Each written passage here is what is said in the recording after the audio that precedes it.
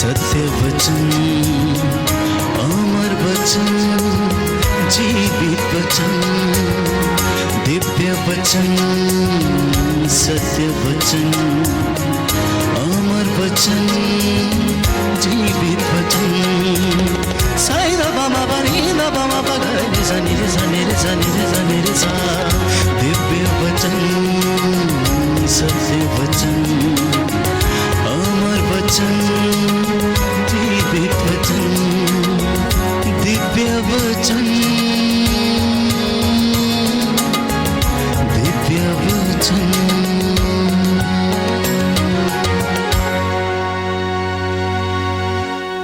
प्रियजनों, वर्शिप करना, स्तुति करना, आराधना करना, ये एक ऐसा पवित्र क्षण होता है जहां हम प्रभु को अपनी भक्ति को दिखाते हैं, जहां पर हम परमेश्वर के साथ जुड़ जाते हैं। जब हम परमेश्वर से जुड़ते हैं तो उसकी रूह का ताज़ा अभिषेक आप और आपके परिवारों पर उतरने लगता है।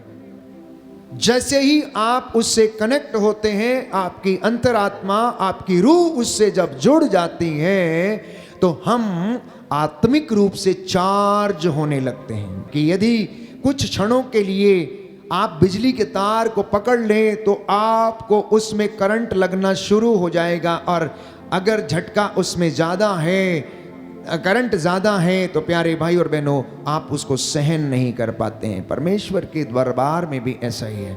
आध्यात्मिक रीति से, आत्मिक रूप से जब आप परिपूर्ण हो जाते हैं, उस आत्मा के अभिषेक को ग्रहण करने के लिए तैयार हो जाते हैं, तो वो आपको स्पर्श करता है किसी न किसी रूप में, शरीर में कंपन के रूप में, या आपको किसी दृश्य के रूप में, या किसी अन्य प्रकाश के रूप में वो आपके सामने आता है। प्रभु के सामने 2 घंटा बैठना, स्तुति करना, आराधना करना, समय जाया करना नहीं है, परंतु उसकी उपस्थिति में बैठकर उसके जैसा बनना अनिवार्य है। मैंने आपसे कहा, कई मर्तबा आपको समझाने का प्रयास किया, घर में यदि आप अपने अगरबत्ती जलाएं तो सारा घर जो है सुगंधित हो जाता है। थोड़ी ही देर में पूरा प्रांगण खुशबू से तरबतर हो जाता है। उसी तरीके से यदि आप थोड़ी देर के लिए घर में लड़ाई झगड़ा करें तो पूरा दिन नकारात्मक दुष्ट आत्मा घर में काम करती रहती है और मनमुटाव हुआ रहता है। अगर उसी को प्रेम के साथ आप घर में एक दूसरे का आदर करते हैं, या वर्शिप करते हैं, आराधना करते हैं, प्रभु के नाम को सिमरन करते हैं, तो आपके घर में संपूर्ण रूप से प्रभु का आत्मा निवास करता और आपको आशीष प्रदान करता। बोलिए आमीन, आमीन, हालेलुया, हालेलुया। हे प्रभु यीशु, हे प्रभु यीशु, मेरा घर आपकी महिमा से आपकी महिमा से भर जाए, भर जाए। आमीन, आमीन। आपकी चंगाई से आपकी चंगाई से भर जाए, भर जाए। मुझे स्वस्थ कर, मुझे स्वस्थ तो कर, मैं स्वस्थ होऊंगा, तो मैं स्वस्थ मुझे होऊंगा। चंगा कर, मुझे तो चंगा मैं कर, चंगा हो जाऊंगा। तो मैं चंगा हो जाऊंगा। Hallelujah, hallelujah, hallelujah. हालेलुया। तो प्रभु आपसे ये कहना चाहता आज के इस पवित्र दिन में, पहली बात कि मुक्ति परिवार से शुरू होती, कहीं अन्यत्र जगह से नहीं। सबसे पहले हर एक परिवार को अपने घर को बंधनों से आजाद करने की आवश्यकता है। याद रखना, सर्वप्रथम घर के मुखिया को अपने आप को क्रोध, ईर्ष्या, द्वेष, घृणा, ठगी, चोरी, लाचारी से आजाद करना अनिवार्य है। यदि वो मुक्ति आपके जीवन में नहीं आती, यदि वो बात परमेश्वर की आपके घर में नहीं है, तो वो बाहर भी नहीं हो सकती है, वो बाहर भी नहीं हो सकती है। तो उद्धार घर से शुरू होता है, प्रेम घर से शुरू होता है, मुक्ति घर से शुरू होती है, क्योंकि परमेश्वर का पुत्र यीशु मसीह इंसान का रूप लेकर परिवार में पैदा हुआ।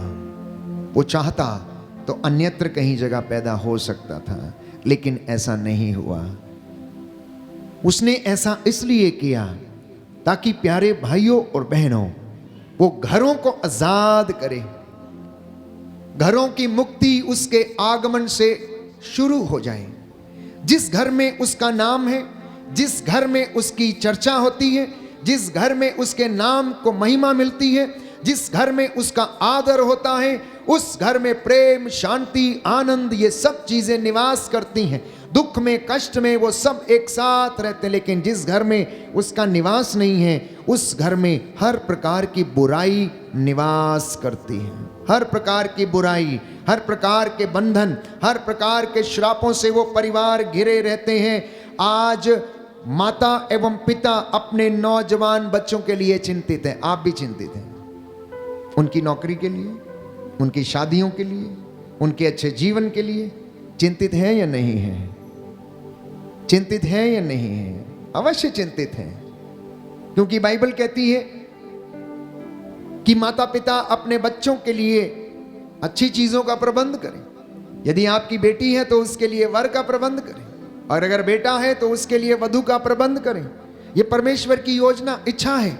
तो आप सभी लोग किसी ना किसी बात को लेकर चिंतित रहते हैं, लेकिन इस बात को आज समझना अनिवार्य है कि परमेश्वर आपके परिवारों की मुक्ति चाहता है। आपके परिवारों में परमेश्वर का दुगना मसा, उसकी महिमा वो चाहता है। इसलिए जिस जिस परिवार में उसका निवास है, उस घर में शांति है। भले ही कष्ट है, भले ही परेशानी है, भले ही दुख है, लेकिन वो चिंता नहीं करते, कुड़कुड़ाते नहीं हैं, लड़ाई झगड़ा नहीं करते हैं। अगर पति का पत्नी खराब है तो पति, प्यारे भाइयों और बहनों, उसका फर्ज है कि वो ईश्वर से प्रार्थना करे, परमात्मा से प्रार्थना करे, यीशु से प्रार्थना करे कि वो उसकी पत्नी को सही राह पर लाए, उसका मन परिवर्तन करे। और यदि पत्नी का पति खराब है या किसी बुराई में है या किसी अन्यत्र गलत रिश्तों में है, तो पत्नी का फर्ज बनता है कि परमेश्वर के सामने घुटना टेके, निरंतर उसकी चंगाई की राह देखे, क्योंकि लड़ाई झगड़ा करने से आज तक किसी का कुछ भी नहीं हुआ। आज तक लड़ाई झगड़े से फैसले किसी के नहीं हुए। किसी एक को विनम्र बनना ही पड़ता है, और परमेश्वर चाहता है, इसीलिए पति पत्नी आपस में जुड़ते हैं, एक दूसरे को पवित्र करने के लिए जोड़ते हैं, एक दूसरे को विश्वास में मजबूत करने के लिए जोड़ते हैं। बाइबल कहती है कि विश्वासी पति के कारण अविश्वासी पत्नी भी विश्वासी बन जाती है। और अविश्वासी अगर पति है और पत्नी अगर विश्वासी है, विश्वास करती है, प्रार्थना करती है, दिन रात आंसू बहाती है, तो उसके विश्वास के कारण उसका पति भी पवित्र बन जाता और विश्वासी बन जाता। लेकिन हमें तो आदत है नंगी आंखों से नंगे चमत्कार देखने की, इसलिए आप लोग मजमा लगवाते हैं, इसलिए आप लोग भीड़ के पीछे जाते हैं, जहां पर भीड़ लगी वहां पर खड़े हो जाते जाके और देखने लगते हैं कि वहां पर क्या हो रहा है, क्या हो रहा है। चाहते हैं कि चंगाई मिले, आप चाहते हैं उद्धार हो, आज से अपने घर का उद्धार करने के लिए आप शुरू कीजिए। अपने घर में चंगाई आने के लिए प्रार्थना कीजिए, अपने जीवन में चमत्कार होने के लिए प्रार्थना कीजिए। प्रभु से जुड़ना और परमेश्वर आपको आशीष देगा। लाजरुस के जीवन में क्या था? लाजरुस बेचारा मर गया, बीमारी के कारण मर गया। उसकी बहनें परेशान थी, उन्हें चिंता होने लगी कौन उनकी देखभाल करेगा। और उन्होंने प्रभु से शिकायत किया कि प्रभु अगर आप यहां पर होते तो हमारा भाई नहीं मरता। तो यीशु ने कहा कोई बात नहीं, तुम आप मुझे बताओ कि उसे कहां रखा है। कहने लगी अब तो 4 दिन हो गए, अब तो क्या होगा, कुछ नहीं होगा, अब तो बदबू आती होगी। उसका विश्वास देखिए। लेकिन यीशु ने कहा क्या मैंने तुझसे नहीं कहा कि अगर तू विश्वास करेगी तो ईश्वर की महिमा देखेगी। और वो लोग यीशु को लेकर गए। यीशु जिस जिस घर में गया, उसका वचन जिस जिस घर में सुना और सुनाया गया, उस वचन ने लोगों का मन बदल दिया, उनके हृदयों को परिवर्तित कर दिया। क्योंकि ये वचन आत्मिक सामर्थ्य प्रदान करने वाला वचन है। ये आत्माओं को अपने सामर्थ्य से भरने वाला वचन है, दिलों को चेंज करने वाला वचन है, ईश्वर की आशीष को ग्रहण करने वाला वचन है। बोलिए आमीन। हालेलुया। हालेलुया। यीशु की स्तुति हो, यीशु की स्तुति यीशु हो। को धन्यवाद, यीशु को धन्यवाद। यीशु की आराधना हो, यीशु की आराधना हो। यीशु की महिमा हो, यीशु की महिमा हो। यीशु को धन्यवाद। यीशु को हे धन्यवाद। मेरी आत्मा हे मेरी आत्मा प्रभु को धन्य कहो। प्रभु को धन्य हे कहो। मेरे ईश्वर हे मेरे तू ईश्वर कितना महान है तू कितना महान है और महिमा तथा और महिमा तथा प्रताप से विभूषित है। प्रताप से विभूषित संत है। पौलुस लिखता है, संत पौलुस लिखता है कलोसियों का पत्र कलोसियों का पत्र अध्याय 3 अध्याय 3 पद संख्या 17, पद संख्या 17। आप जो भी कहें या करें आप जो भी कहें या वह करें, सब प्रभु ईसा मसीह के नाम पर किया करें। वह सब प्रभु ईसा मसीह के नाम पर किया करें। आप लोग उन्हीं के द्वारा उन्हीं के द्वारा पिता ईश्वर को पिता ईश्वर को धन्यवाद देते रहें। धन्यवाद देते हैं। आमीन। आमीन। Hallelujah, hallelujah. हालेलुया। हालेलुया। तो मैंने कहा प्रभु यीशु लाजरस के घर गया, दूसरी मर्तबा जेरूस के घर गया जिसकी बेटी मरी हुई थी। लोग चिल्ला रहे थे, रो रहे थे, मातम मना रहे थे। उसने कहा हट जाओ, इन्हें बाहर निकाल दो, बेटी मरी नहीं, अभी सो रही। वो लोग हंसने लगे, मजाक करने लगे, विश्वास नहीं था, कमजोर थे। कहने लगे क्या कहता है ये। उसने कहा तालिथा कुम्मी, अर्थात ओ लड़की मैं तुझसे कहता हूँ उठो। वो उठ बैठी और उसने कहा कि इसे कुछ खाने और पीने को दे दो। जक्कैऊस के घर में गया। जक्कैऊस उसको देखते ही अपने मन में कहने लगा, सोचने लगा और सब कुछ उसने निर्धारित कर लिया और कहने लगा यीशु मैं अपनी आधी संपत्ति बेचकर गरीबों में बांट देता हूं, जिसका ठगा है उसको 4 गुना वापस करता हूं। फरीसी के घर में गया, वहां पर उसे एक भोज पर वो आमंत्रित थे। तो वहां एक जलोदर की बीमारी से पीड़ित एक व्यक्ति था। जलोदर की बीमारी जानते हैं? जलोदर की बीमारी जिसके शरीर पर फोड़े हो जाते हैं और उसमें पानी भर जाता है, बड़े बड़े फोड़े उसके ऊपर। लाइलाज बीमारी है, जल्दी ठीक नहीं होती है। तो फरीसी के घर में जब वो भोजन करने के लिए बैठे तो वहां पर एक ऐसा व्यक्ति जो जलोदर की बीमारी से पीड़ित था, प्रभु ने उसको वहां पर चंगा किया। पेतरुस के घर में गया, जब वहां पर वो आमंत्रित थे। पेतरुस की सास बुखार में पड़ी हुई थी। प्रभु ने बुखार को डांटा, झिड़का और उसका बुखार जाता रहा। और बाइबल कहती है कि वो उठकर उसकी सेवा और शुश्रूषा करने लगी। काना के विवाह में प्रभु यीशु गया, वहां पर वो आमंत्रित थे। वहां पर अंगूरी समाप्त हो गई। अंगूरी का समाप्त होना परिवार के लिए इज्जत मान सम्मान की निशानी थी कि यदि किसी के घर में अंगूरी समाप्त हो जाए तो उनकी इज्जत या उनका मान सम्मान जो है वो चला जाएगा। इसलिए माँ मरियम ने कहा बेटा इनके घर में अंगूरी समाप्त हो गई। उसने कहा इससे मुझे और तुझे क्या, मेरा समय अभी नहीं है, जब मेरा समय आएगा तो मैं सब कुछ कर दूंगा। माँ मरियम ने चेलों से कहा जैसा ये कहते जाएं वैसा करते जाना। मार्कुस के सुसमाचार अध्याय 2 पद संख्या 1 में हम पढ़ते हैं, कफरनाहूम के घर में यीशु गया और वहां पर एक अर्धांग रोगी को चंगाई मिली। तो जिस जिस परिवार में यीशु मसीह ने कदम रखा, जिस जिस परिवार में उसने निवास किया, जिस जिस परिवार ने उसका सम्मान किया, उसके नाम को आराधा, उसके नाम को सम्मान दिया, आदर दिया, भक्ति की, उसके नाम को जपना शुरू किया, उस घर में शांति आई, चंगाई आई, उद्धार आया, मुक्ति आई और उन घरों में परमेश्वर की महिमा होने लगी। क्या आप चाहते हैं कि आपके घर अच्छे हो जाएं? क्या आप चाहते हैं कि आपके घरों में चंगाइयां आए? क्या आप चाहते हैं कि आपके बाल बच्चे माल डंगर खेती बाड़ी हर प्रकार के प्रलोभन और नजर से, दुष्ट आत्मा से बची रहे? तो आज इस पवित्र दिन में जब आप ये वचन सुन रहे हैं तो अपने घर में सबसे पहला स्थान प्रभु के वचन को देना, पढ़ना और सुनना। मैं आपको विश्वास दिलाता हूं आपको इधर उधर भटकने की जरूरत नहीं पड़ेगी। परमेश्वर आपकी जिंदगियों में काम करेगा। लेकिन विडंबना है कि बहुत सारे लोग ये कर नहीं पाते हैं, केवल चंगाई के लिए दौड़ते हैं। कहाँ साधना लगी वहां जाएंगे, सैकड़ों मील यात्रा करके जाएंगे, लेकिन घर को शुद्धिकरण कोई करना नहीं चाहता है, साफ सुथरा करना नहीं चाहता है, अपने मन को शुद्ध करना नहीं चाहता है। इसलिए हम चमत्कार नहीं देख पाते। Hallelujah, hallelujah, hallelujah, hallelujah. यीशु की स्तुति हो, यीशु की स्तुति यीशु हो। को धन्यवाद। यीशु को धन्यवाद। थिस्सलुनीकियों का पहला पत्र थिस्सलुनीकियों का पहला पत्र अध्याय 5 अध्याय पद 5 संख्या 18। पद संख्या 18। प्रभु का वचन कहता है, प्रभु का वचन कहता है, सब बातों के लिए सब बातों के लिए ईश्वर को धन्यवाद दें, ईश्वर को धन्यवाद क्योंकि दें, ईसा मसीह के अनुसार क्योंकि ईसा मसीह के अनुसार आप लोगों के विषय में आप लोगों के विषय ईश्वर की यही इच्छा है। ईश्वर की यही इच्छा है। आमेन। आमीन। थिस्सलुनीकियों का पहला पत्र नई व्यवस्था में हम पढ़ते हैं। संत पौलुस लिखता है अध्याय 5 पद संख्या 18 कि ईसा मसीह के अनुसार ईश्वर की आप लोगों के विषय में ये इच्छा है कि जो भी कुछ मिला है आप उसके लिए सदा धन्यवादित हों।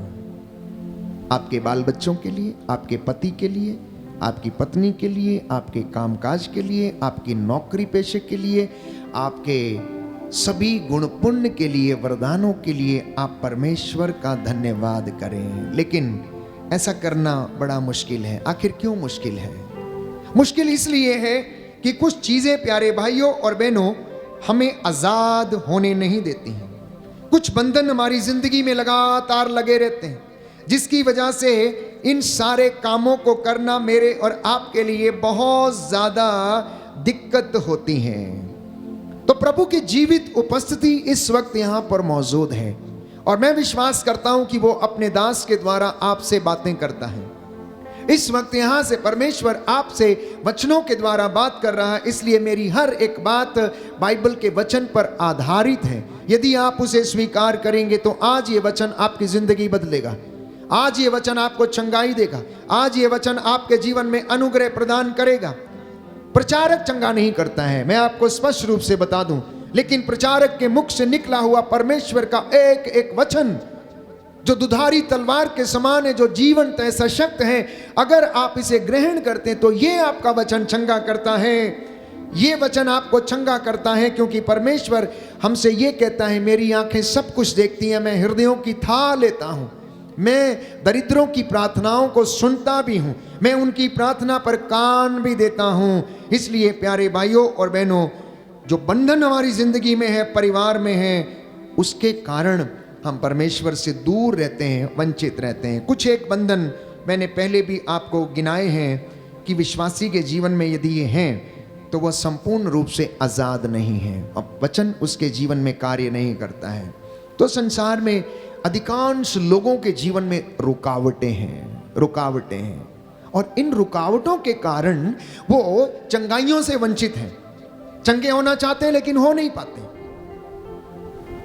वो आशीष ग्रहण करना चाहते हैं लेकिन आशीष आती नहीं है, काम उनके पूरे अच्छी तरह से सफल नहीं होते हैं। कौन सी ऐसी बातें हैं? संत पौलुस कहता है, हम शैतान की चालों को अच्छी तरह समझते हैं, इसलिए हम उसके फंदे में पड़ना नहीं चाहते। कुरिन्थियों का दूसरा पत्र अध्याय 2 पद संख्या 11। जिनके पास बाइबल है वो खोले और पढ़े। मैंने आपसे कहा बाइबल लेकर बैठा करिए, वचन को सुनिए। केवल फादर अशोक को जो वचन बोलते वो नहीं, आप भी उसमें क्रॉस चेक किया करें, आप पढ़ा करें, खुद अपनी आंखों से देखें उन वचनों को। क्या जाने ये वचन आपकी जिंदगी बदल दे। आप इसको एक बार नहीं, 2 बार नहीं, 4 बार नहीं, 10 बार पढ़िए। संत पौलुस स्पष्ट कर रहा है, हम शैतान की चालों को अच्छी तरह समझते हैं, इसलिए हम उसके फंदे में पड़ना नहीं चाहते। आप अपने पड़ोसी के विषय में कहते हैं, ना भाई ना, हम जानते हैं वो आदमी कैसा, इसलिए हम उसके पास जाने वाले नहीं हैं, हम उसके हेर फेर में पड़ने वाले नहीं हैं। इसलिए पौलुस ने भी कहा, हम शैतान की चालों को अच्छी तरह समझते हैं, इसलिए हम उसके फंदे में पड़ना नहीं चाहते हैं। कौन सी चालें हैं? ईर्ष्या की चाल, अपने भाई से, बहन से, पड़ोसी से, मम्मी से, पापा से, बहू अपनी सास से ईर्ष्या करने लगते हैं। कोई सुंदर है तो, यदि धनी है तो, थोड़ा सोना चांदी पहना है तो, अगर घर अच्छा है तो, या उसके माँ बाप अच्छी जगह पे काम करते हैं तो, ईर्ष्या की दुष्ट आत्मा। दूसरा बंधन, अहंकार का बंधन, जिसके कारण इंसान बीमार रहता है, चंगा नहीं होता है। अहंकारी मनुष्य, उसके मन में कभी शांति नहीं होती, उसकी हड्डियों को कभी चैन नहीं मिलता है। क्यों? क्योंकि उसका अहंकार उसे अंदर ही अंदर खाए जाता है। तीसरी बात, क्रोध भरा व्यक्ति कभी सुखी नहीं रह सकता, वो हमेशा षड्यंत्र रचता रहता है, सोचता रहता है, खुद भी खुश नहीं रहता, दूसरों को भी घर में खुश नहीं रखता है। चौथा, लड़ाई झगड़ा करने वाला जो बंधन है, जिसको आदत पड़ जाती है, ये बातें हमारी जिंदगी में आशीषों के लिए बाधा उत्पन्न करती हैं, रुकावटें उत्पन्न करती हैं। पांचवी बात, दुष्ट आत्माओं के बंधन, जो धागे ताबीजों तंत्र मंत्र जादू टोणे और अनेक ऐसी नकारात्मक दुष्ट आत्माओं और प्रलोभनकारी दुष्ट आत्माओं के द्वारा घरों पर, परिवारों पर, जिंदगी पर, प्यारे भाइयों और बहनों, किए जाते हैं, वो उस व्यक्ति को नष्ट करते हैं, वो उस व्यक्ति को नष्ट करते हैं। छठवीं बात, भूत प्रेतों की साधना करने वाले व्यक्ति खुश नहीं रहते, वो अपनी जिंदगी बर्बाद करते हैं। सातवीं बात, जादू टोने टोटकों के जो बंधन है, प्रभाव है, हमारे परिवारों में आशीषें आने के लिए बाधा उत्पन्न करते हैं। तो दुष्ट आत्मा से ग्रसित व्यक्ति के हाव भाव से पता लग जाता है, उसके चीखने चिल्लाने, उसकी आंखों से, उसकी विकृतियों से, क्योंकि वो वचन को सुनना नहीं चाहते, देखना नहीं चाहते, वचन के करीब आना नहीं चाहते, परमेश्वर की हजूरी में बैठना नहीं चाहते, वचन को सुनना पढ़ना नहीं चाहते हैं, बाइबल के वचन को नहीं पढ़ना चाहते हैं, कुछ नशे के बंधन के कारण आशीषों से वंचित हैं, कुछ नशीले पदार्थों के बंधन के कारण प्रभु की आशीषों से, ब्लेसिंग से वंचित हैं, तो कुछ एडिक्शन के शिकार हैं, इसलिए आशीषें उनके घरों और जीवन में नहीं हैं। कुछ लालच के बंधन से, तो कुछ आलसपन के बंधन से, कुछ निराशा, तो कुछ शोक के बंधनों से, कुछ नकारात्मकता के बंधनों से, कुछ अज्ञानता के बंधनों से, तो कुछ एक लोग गंदगी और बीमारी के बंधनों से जकड़े हुए, इसलिए उनके जीवन में शांति नहीं है, चंगाई नहीं है, उन्नति नहीं है, ब्लेसिंग्स नहीं है, प्रभु की कृपा उनके घर में ठहरती नहीं है, आती जरूर है। वे लोग ऐसे लोग हैं कि वचन सुनते हैं और शैतान थोड़ी देर में ही आकर वो वचन लेकर चला जाता है और वो वचन उनके घर में नहीं रुक पाता है। इसलिए प्यारे भाइयों और बहनों, यदि आप चाहते हैं कि आप ईश्वर की आशीष में बढ़ें, यदि आप चाहते हैं कि आप उसके अभिषेक में रहें, तो हमें इन रुकावटों को, इन बंधनों को दूर करना होगा। इसको कोई हमारे जीवन से दूर नहीं कर सकता। स्वयं हमें प्रयास करने की आवश्यकता, स्वयं हमें सामर्थ्य मांगने की आवश्यकता है। एक सुंदर गीत हम गाते हैं, तेरे मांगने से ज्यादा, मेरे मांगने से ज्यादा, मेरे सोचने से पहले तू सब कुछ मेरे लिए करता है। इसलिए वचन बार बार हमें बताता है, मांगो और मिलेगा। मत्ती का सुसमाचार अध्याय 7 पद संख्या 7, मांगो और मिलेगा, खटखटाओ और खोला जाएगा, ढूंढो और तुम पाओगे। ना जाने कितनी बार आपने इस वचन को सुना है, लेकिन मांगते क्या हैं? कभी आप ये मांगते हैं कि मेरे मुद्दई से मेरा समझौता हो जाए, कभी आप ये मांगते हैं कि मैं अपने दुश्मन को क्षमा कर पाऊं प्रभु। क्या कभी आप ये मांगते हैं? क्या कभी आपने ये मांगा कि मेरे पड़ोसी का अच्छा घर बन जाए? कभी नहीं मांगा। हम तो अपने स्वार्थ के लिए मांगते, प्रभु सबसे पहले मेरा बने, बाकी चाहे जैसा मर्जी हो जाए, कोई फर्क नहीं पड़ता है। मांगना भी एक, प्यारे भाइयों और बहनों, एक दुआ है, ना केवल अपने लिए, पड़ोसी के लिए, अपने भाई के लिए, अपनी बहन के लिए, अपने बच्चों के लिए, सास अपनी बहू के लिए, अच्छी संतान और धर्मी संतान के लिए वो प्रार्थना करे, प्रभु से मांगे, प्रायश्चित करे उस बेटी के लिए कि प्रभु इसे बंधनों से आजाद करो, प्रभु इस घर को बंधनों से आजाद करो। और मैं आपको विश्वास दिलाता हूं कि उस घर में किसी चीज की कमी ना रहेगी। वो अपनी भरपूरी से, अपने स्वर्गीय भंडारों से आपके घरों को ब्लेस करेगा। बोलिए आमीन, आमीन, हालेलुया, हालेलुया, हालेलुया, हालेलुया। यीशु की स्तुति हो, यीशु की स्तुति हो, यीशु को धन्यवाद, यीशु को धन्यवाद, यीशु की आराधना हो, यीशु की आराधना हो, यीशु की महिमा हो, यीशु की महिमा यीशु को धन्यवाद। यीशु को हे धन्यवाद। प्रभु यीशु, हे प्रभु यीशु, आप दयावान हैं, आप दयावान हैं, दया के राजा हैं, दया के राजा दया हैं, करने वाले हैं, दया करने वाले, चंगा करने वाले हैं, चंगा करने वाले, आपकी आंखें आपकी सब आंखें कुछ देखती हैं। सब कुछ हे देखती प्रभु हैं। यीशु, हे प्रभु मैं यीशु, विश्वास करता हूँ मैं विश्वास करता आप हूँ, हमारे बीच में हैं, आप हमारे बीच हमसे में हैं, बातें कर रहे हैं। हमसे बातें कर रहे हैं। आज के इस पवित्र दिन में आज के इस पवित्र दिन में आपके वचनों के द्वारा आपके वचनों के द्वारा मेरे परिवार में मेरे परिवार में शांति आ जाए, शांति आ जाए, चंगाई आ जाए। चंगाई आ जाए। Hallelujah, hallelujah, hallelujah, hallelujah, hallelujah. Hallelujah. तो क्या आप चाहते हैं कि परमेश्वर की आशीष आपके घर में ठहरे? हाँ या ना? क्या आप चाहते हैं? क्या आप चाहते हैं कि आप चंगे हो जाएं? चाहते हैं कि नहीं चाहते हैं? क्या आप चाहते हैं कि आपके बच्चों को उन्नति मिले? चाहते हैं या नहीं चाहते हैं? बोलिए हाँ या ना। इधर देख के बोलिए, इनको बोलिए, फादर अशोक को मत बोलिए आप, वो देख रहा है आपको। हम उनकी ओर से बोल रहे हैं आपसे।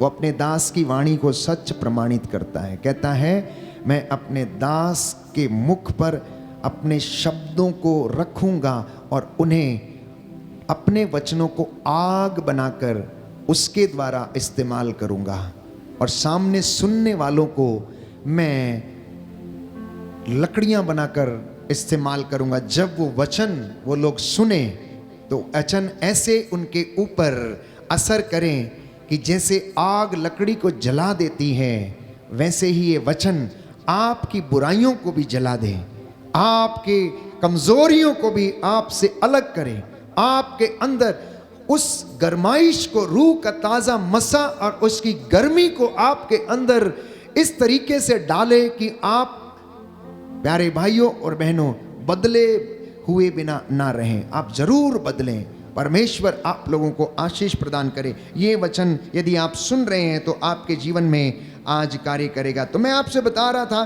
कि चंगाई पाने का एकमात्र साधन ये है प्रायश्चित, पहला। दूसरा साधन है अपने भाई से समझौता। तीसरा साधन है अपने गुनाहों के लिए माफी। चौथा माध्यम है अपने मुद्दई को क्षमा करना, अपने माता पिता को क्षमा करना। Forgiveness leads us to the Lord, my dear brothers and sister. पाप किसी को क्षमा देना हमें परमेश्वर की ओर अग्रसर करती है, स्वर्ग राज्य में प्रवेश करने के लिए हमें सामर्थ्य प्रदान करती है। इसलिए इस वक्त एक हमें गीत गाएंगे कि आसमान खोल दे और रूह की बारिश हमारे बीच में होने दे, और ताज़ा अभिषेक आपके और मेरे परिवार में इस वक्त उतरे।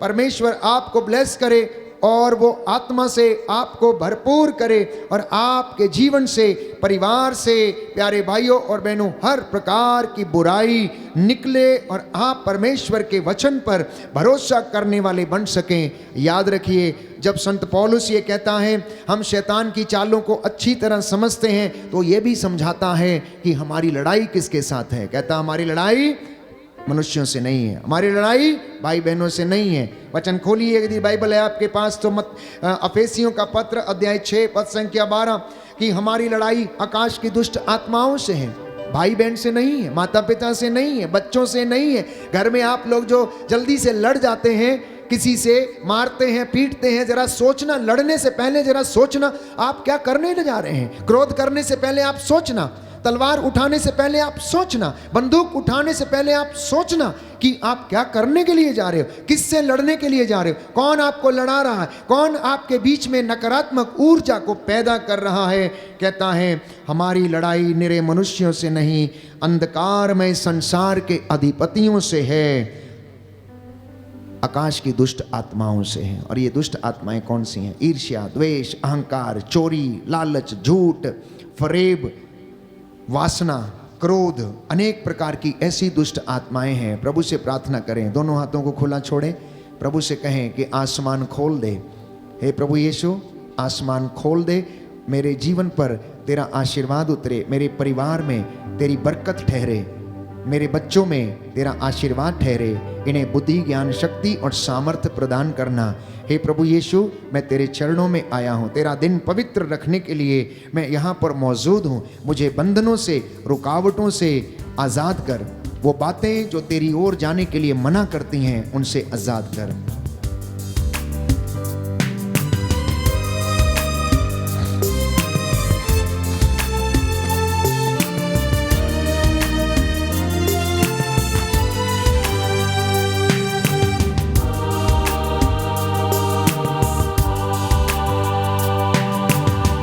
आसमान खोल दे यीशु के नाम से, आसमान खोल दे यीशु के नाम से, आसमान खोल दे यीशु के नाम से, आसमान खोल दे यीशु के नाम से, पाखरू को आने दे यीशु के नाम से,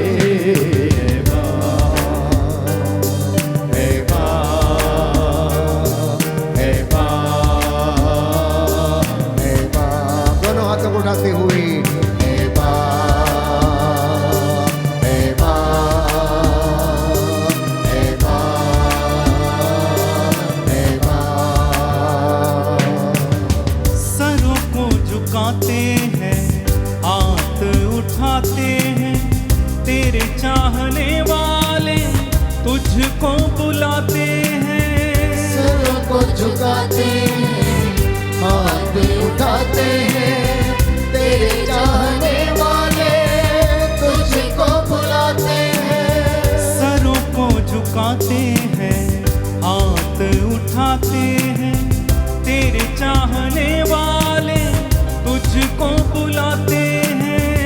सरों को झुकाते हैं, हाथ उठाते हैं, तेरे चाहने वाले तुझको बुलाते हैं। बंद दर खोल दे यीशु के नाम से, बंद दर खोल दे यीशु के नाम से। पाक रूह को आने दे यीशु के नाम से। हे बाप, हे बाप, हे बाप, गाइए गाइए गाइए सभी लोग सभी लोग सभी लोग। हे बाप, हे बाप, हे बाप। तेरे दर पे आते हैं, Yes, Lord. नगमे सुनाते Oh हैं, Jesus. प्रस्तिश के फूलों की माला चढ़ाते हैं। तेरे दर पे आते हैं, रंग में सुनाते हैं, प्रस्तिश के फूलों की माला चढ़ाते हैं। तेरे दर पे आते हैं, नगमे सुनाते हैं, प्रस्तिश के फूलों की माला लाते हैं। तेरे दर पे आते हैं, रंग में सुनाते हैं, प्रस्तिश के फूलों की माला लाते हैं। रूह का माहौल दे यीशु के नाम से, रूह का माहौल है यीशु के नाम से। पाक रूह को आने दे यीशु के नाम से। हे बाप, हे बाप, हे बाप, हे बाप, हे बाप, हे बाप, हे बाप, हे बाप। आसमान खोल दे यीशु के नाम से, आसमान खोल दे यीशु के नाम से। आसमान खोल दे यीशु के नाम से। आसमान खोल दे यीशु के नाम से। पाक रूह को आने दे यीशु के नाम से। हे बाप, हे बाप, हे बाप, हे बाप, हे बाप, हे बाप, हे बाप, हे बाप।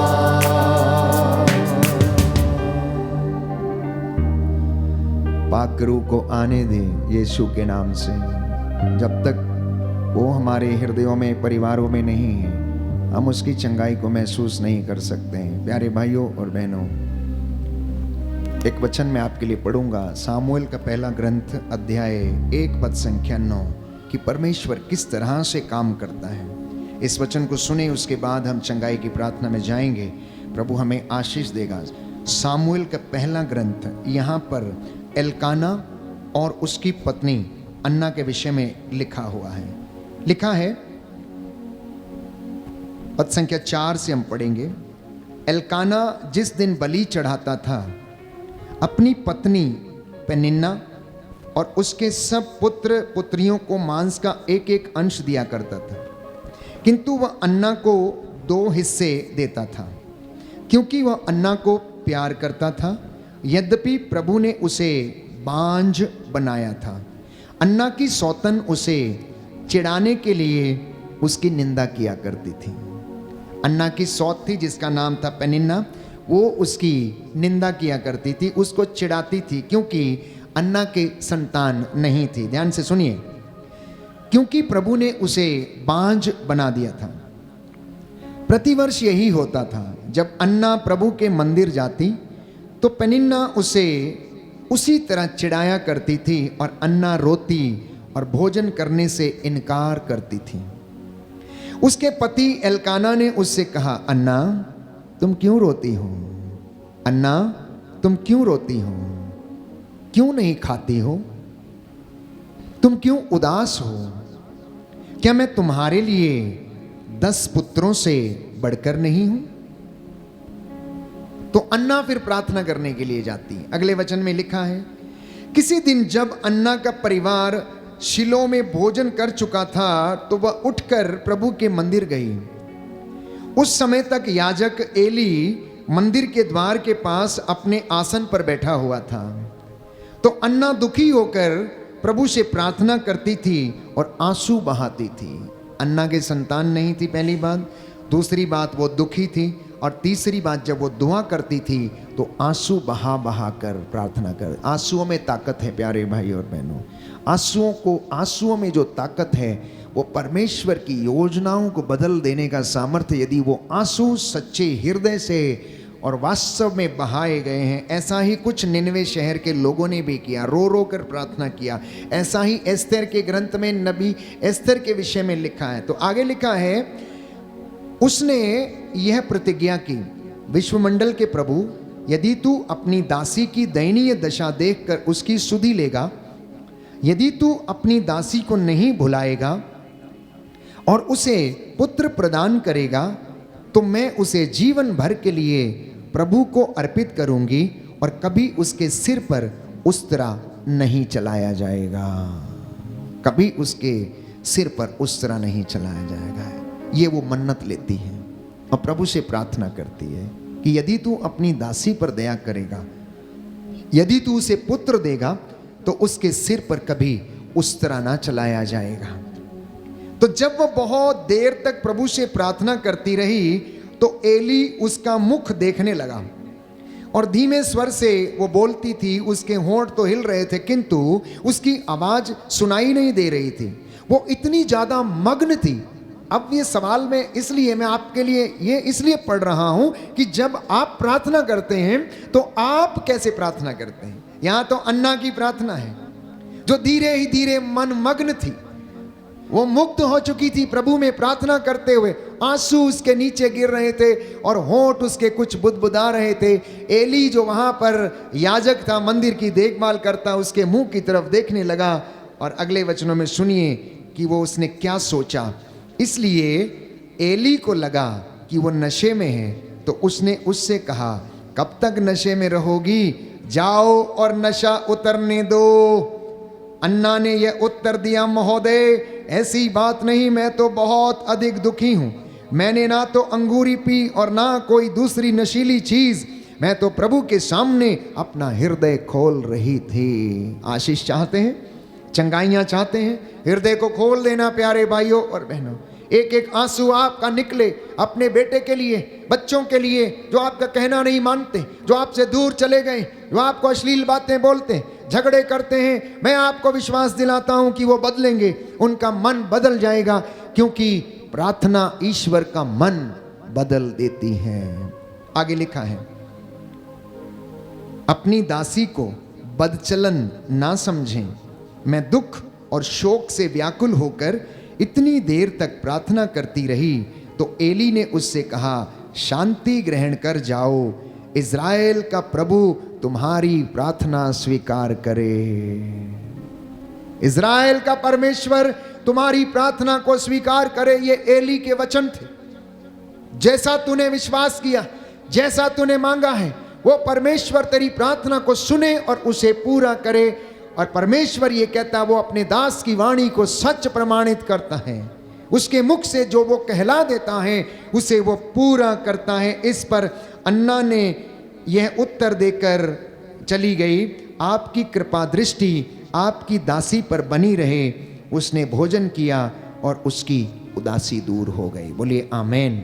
आमीन हालेलुया। हालेलुया यीशु की स्तुति हो, यीशु की स्तुति यीशु को धन्यवाद, यीशु को धन्यवाद यीशु की आराधना हो, यीशु की आराधना यीशु की महिमा हो, यीशु की महिमा यीशु को धन्यवाद। यीशु को धन्यवाद hallelujah hallelujah hallelujah hallelujah hallelujah. Hallelujah इसी तरीके से यदि आप मत्ती का सुसमाचार खोलेंगे अध्याय 8, तो प्रभु यीशु ने जो चंगा करता आशीष देता है, अध्याय 8 पद संख्या 2 में हम पढ़ते हैं कि उस समय एक कोढ़ी उनके पास आया और उसने यह कहते हुए दंडवत किया, प्रभु यदि आप चाहें तो मुझे शुद्ध कर सकते हैं। आज हमारी प्रार्थना ये होनी चाहिए, आप यदि चाहें तो मुझे नौकरी मिल जाए, आप यदि चाहें तो मेरा घर पवित्र हो, आप यदि चाहें तो मेरा बेटा नशा छोड़ दे। प्रभु वो परमेश्वर ऐसा करेगा, क्योंकि उसके वचन में सामर्थ है। और कहता है यदि तुम्हारा विश्वास राई के दाने के बराबर भी है और तुम विश्वास करो